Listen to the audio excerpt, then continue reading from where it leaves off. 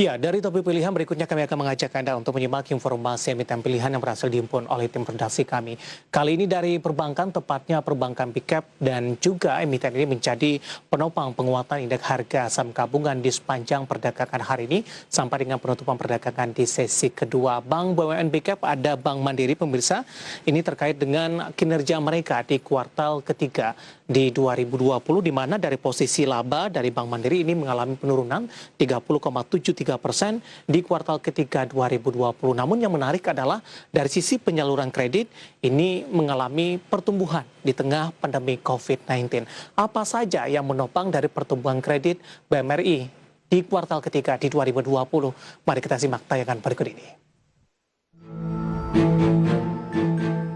Dikutip dari berbagai sumber, Direktur Utama PT Bank Mandiri Persero Tbk Darmawan Junaidi mengatakan penyaluran kredit produktif perseroan secara bank only tumbuh sebesar 3,88% year on year menjadi 616,37 triliun rupiah di September 2020.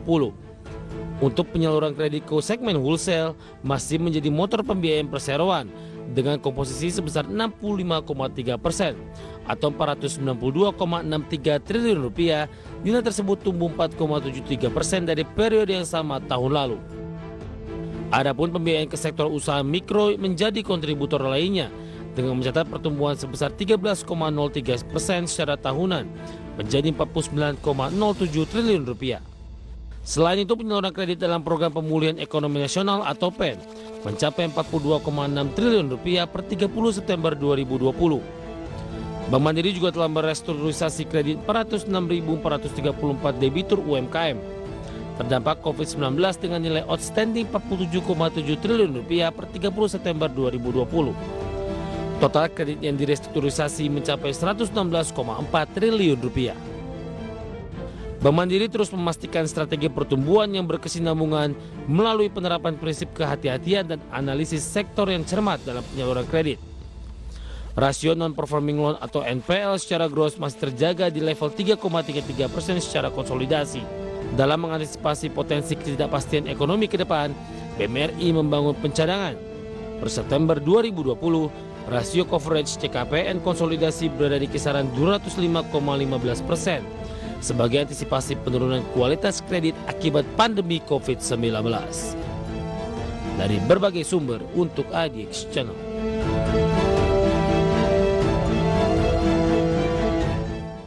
Dari informasi fundamental dari BMRI berikutnya kami akan mengajak Anda untuk melihat bagaimana pola pergerakan teknikal dari Bank Mandiri baik di sepanjang perdagangan hari ini sepanjang tahun 2020. Nanti juga kita akan lihat bagaimana dari sisi valuasi terutama dari sisi PER dan PBV-nya. Langsung saja kita ke grafis yang pertama, kita akan coba lihat intraday tradingnya untuk pergerakan saham BMRI di sepanjang perdagangan hari ini, mulai di pembukaan sesi pertama sampai dengan pembukaan sesi kedua. Nanti juga kita akan update bagaimana penutupan perdagangan di sesi kedua hari ini.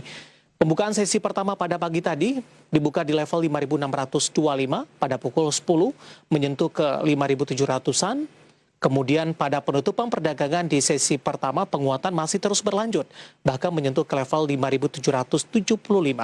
Kemudian di pembukaan sesi kedua masih bergerak di level 5.775 dan level ini dipertahankan oleh Bank Mandiri sampai dengan penutupan perdagangan di sesi kedua hari ini di level 5.775 menguat di 4,05%. Sementara posisi perdagangan untuk day range-nya di sepanjang perdagangan hari ini di level terendah di 5.625, sementara untuk level tertinggi sempat menyentuh ke level 5.800-an, tepatnya di 5.850. Dari intraday tradingnya, kita beralih ke grafis selanjutnya, kita akan coba lihat bagaimana pergerakan saham Bank Mandiri di sepanjang tahun 2020, pemirsa. Dapat Anda saksikan juga di layar televisi Anda. Volatilitas yang terjadi terhadap saham Bank Mandiri cukup tinggi. Di Januari masih berada di level 7.000-an, tepatnya di 7.750. Di Maret tertekan meninggalkan level 7.000-an di 6.950. Di 1 April sampai Mei, sempat menyentuh ke level terendahnya. Ini dilihat dari posisi penutupan perdagangan di masing-masing akhir bulan, di mana sempat menyentuh ke level 4.290 di 4 Mei, kemudian di Juni, Juli, Agustus, kemudian September Bank Mandiri mencoba untuk kembali bangkit. Bahkan di September sempat menyentuh level 6.125 dan tekanan kembali terjadi di Oktober. Untuk data terakhir di 26 Oktober ini masih bergerak di level 5 ribuan, tepatnya di 5.775 di pembukaan sesi kedua, sementara di level yang sama juga di penutupan perdagangan di sesi kedua hari ini. Nah, bagaimana dengan sisi valuasi? Kita akan coba lihat juga posisi PER dan PBV, kemudian indikator valuasi lainnya dari Bank Mandiri dapat Anda saksikan juga di layar televisi Anda.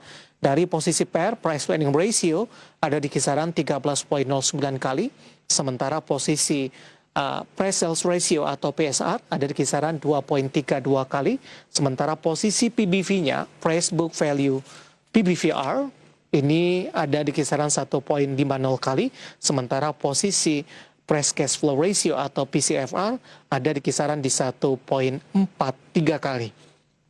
Kombinasi dari fundamental dan teknikal, dan semoga bisa menjadi referensi untuk Anda. Dan lagi-lagi, keputusan investasi tetap ada di tangan Anda, para investor dan trader pasar modal Indonesia. Kita akan jeda kembali di segmen selanjutnya. Kita akan coba review bagaimana jalannya perdagangan di sepanjang hari ini. Dan kami ingatkan kembali, Anda masih bisa secara aktif berpartisipasi di WhatsApp interaktif dan juga telepon interaktif kami, seperti yang tertera di layar televisi Anda nantinya. Kami akan segera kembali usai jeda berikut ini.